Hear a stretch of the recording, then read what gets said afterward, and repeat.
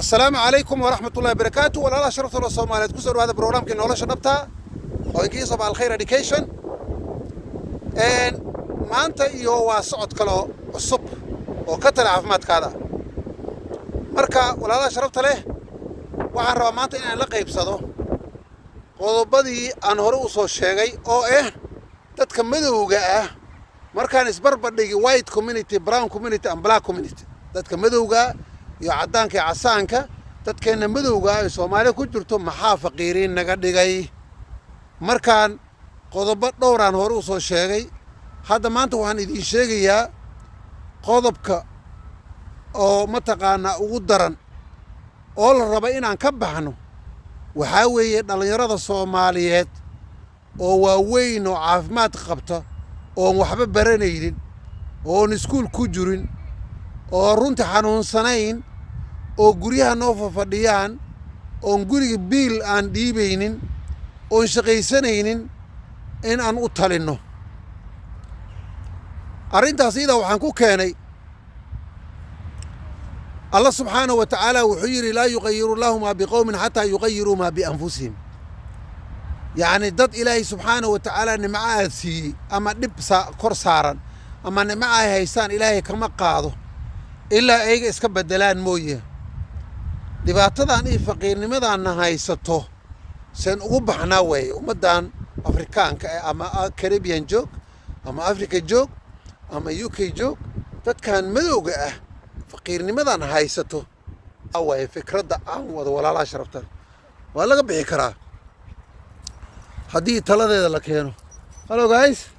you all right? Yes, thank you. Yeah, I'm okay, thank you. Yes. markaan faqiirnimadan waa laga bixi karaa tala un bay u baahan tahay sheekayna in la qaybsanaa la yiraahdo Jack Story waa wiil dhalinyaro oo Ingiliisha oo ila shaqaynayay waxay ugu fiicnaan lahayd videogan ka duubay videogiisa hadda inaan soo jarjari karo oo idin soo gudbin karo laakiin waqti ma hay wiilkan waa Englishman waxaa la yiraahdaa Jack Story waxaan rabaa dhalinyaradeena nin kasta in la maqashiyo kulay ani kuweydu waa ugu sheekeeyay waxa daar rabna faqiirnimada inay ka baxdo carruurtaadan ay shaqaystaan way wiilkan van driver ahaan jiray waxaan ka shaqaynayay delivery oo waxaan qaadi jirnay building materials alaabaha guryaha lagu dhiso culculus sida baawda musbaarada mataqaana wax badan qaadi jirnay wiilkan asaga ah xamaali buu ka ahaa waa dejiyaa waana raraa waa loading and loading markaasaan ku yidhi Jack why you doing this rubbish job wuxuu igu yidhi I'm forced to do it waa ku qasbanahay inaan shaqadan suubiyo maxaan ku yidhi why you schooling schoolkaadi haawe nin yaroo dhalinyaro 18 sanaad jirtaa inaa iskuul gasho iskuul dhamayso oo wax barato soo ma ahayn sababtoo ay xamaali annaga ku soo rafaadi waa hand to mouth waxa soo qaadaysa waa cunaysa horumar kama gaaraysid wuxuu igu yiri I didn't like schooling school ma jeclaani wiliga ma rabin markaasaan ku yiri aabbaay hooyada meeyi waxay joogaan uu yiri meel yar xaafad Islaaw oo London kor ka yar jirta markaasaan ku yiri aabbaha muxuu ka shaqeeyaa aabbay wuxuu yiri waa property developer waa dadka guryaha kala gado guryana waa leeyahay waa nin lacag la waa wealthy man aabbay yiri lacag buu leeyahay aabbay hanti buu leeyahay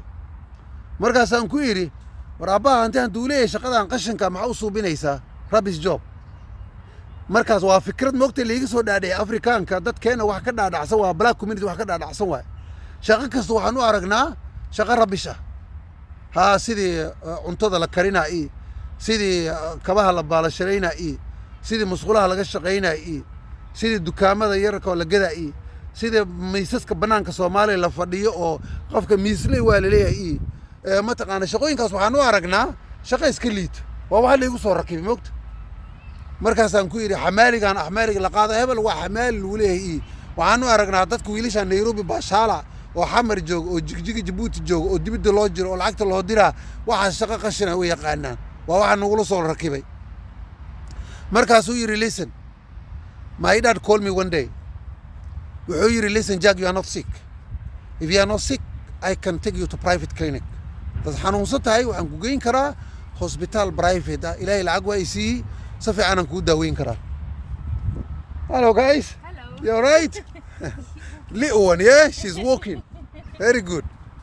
Markaan wuxuu yidhi aabbay wuxuu yidhi waniyahow nin xanuunsan ma tiid 18 sanaa jirtaa hadda xanuunsada waa ku daaweyn lahaa jaamacad ma aadaysidoo lacagta kulli hal maan kaa shubi lahaa you're sitting down in my house and finishing my fridge gurigaad fadhidaa firinjeerka waxay soo dhigay eberas ka siisaa cuntada eber ka siisaa shoobin markaan soo suubiy wiiga daba ma gaaro waxa allaala wixii firinjeerkaa la geliyo dam eberas ka siinaysaa sheekada ay ma anfacayso yidhi anigo haddaan aabbahaana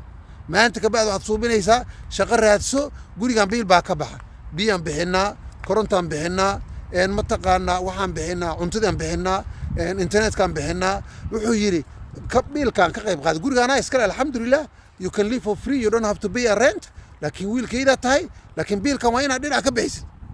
markaasuu yidhi okay dad I will do it asaa ii sheekaynaya gaarigaan wada okay dad I will do it I will go and look for a job shaqaan raadsan uu yidhi haddaab saas leedahay laakiin wuxuu yidhi I didn't bother it I was going out clapping enjoying my friends football all this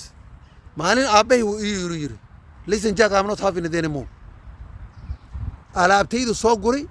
baag buu ku guray wuxuu yidhi jaanaan ku siiyey gurigaan ku nooloaan ku dhahay kiraha dhiibin biilka ila bixi maribta soomaa get out of my house albaabkan ka daga ugu dhahay albaabkan ka daga u dhahay maanta waxaan shaqadaan aad leedahay waa shaqo rabbish ah oo mataqaanaa aad leedahay waa shaqo xun maanta I'm forced to do it waa ku qasbanahay maanta inaan suubiyo wuxuu yidhi maanta qolkaydaan soo kiraysta u dhaha qol baan soo kiraystay qolkii asaga ahay maanta wuxuu yidhi anaa iska bixiyo wuxuu yidhi biilka aan soo gata biilka anaa iska bixiyo yidhi biilkayda waa iska bixiyaa wax yaraan meel dhigtaa nin isku fillaan ahay wuxuu yidhi aabbay wuxuu igu yidhi haddaan dhinto Jack if I die you can take all this wealth but wuxuu yidhi as long as I'm alive this is my money I work for it wuxuu yidhi xoolahan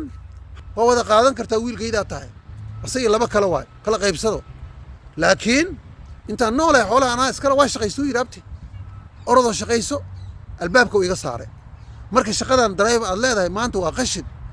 ood leedahay waa rubbish job I'm forced to do it maanta markaasaan ku yidhi mustaqbalka maxaad ka fikiraysaa mustaqbalkaan ka fikirayo lacagtaan safgaraynayo inaan guri ku gato ani aan sanfaco aabbay hooyaday aan mar dambe aanan dhibin duurkaydaan xulay uu yidhi ma fahanti odaygaas waa nin lacag leh oo taajir ah u soo noqo afrikaankeenna dadkeenna madowga maxaa faqiiriin naga dhigo walaalaha sharafta leh waxaad arkaysaa wiil 26 sano jira 26 years old is still being fed by his mom and dad why 26 sano nin jira aad arkaysaa guriga kuu fadhiyo weli cuntaad siinaysaa weli dharaad u gadaysaa weli mataqaana dharkaad u dhaqaysaa maxaa sabab ninka waxaad dhahda shaqayso guriga biilkiisa dhinac ka bixi ummaddeena soomaaliyeed walaalaha sharafta waxaad u badanna waxaa weeye